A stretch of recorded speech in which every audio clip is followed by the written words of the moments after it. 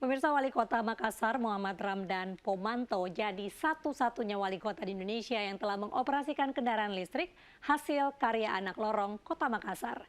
Dani Pomanto menciptakan kendaraan komuter Metro Moda alias Kokmo untuk mengangkut wisatawan berkeliling mengunjungi lorong wisata dalam wilayah Kota Makassar.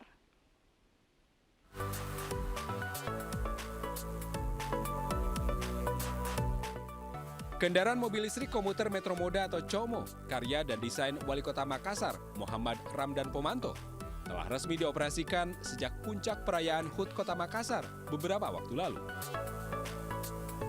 Komuter Metro Moda alias COMO merupakan minibus yang beroperasi di lorong-lorong wisata. Dari desainnya, mobil COMO mirip dengan bus wisata. Hanya saja, bentuknya yang agak gemuk menjadikannya sedikit unik. COMO dapat menampung 12 orang penumpang dan dapat menempuh jarak sejauh 160 km. COMO menggunakan baterai ganda yang bekerja secara otomatis dengan sistem pengisian baterai solar cell. Desainnya merupakan hasil rancangan Dani Pomanto. Perakit melibatkan anak muda lorong Makassar, sementara mesin kendaraan didatangkan langsung dari Cina. Jadi COMO itu adalah sarana untuk memperkuat lorong wisata, yaitu mengangkut secara gratis tamu-tamu kita untuk bisa mengunjungi lorong wisata dari hotel dan lorong-lorong wisata tertentu.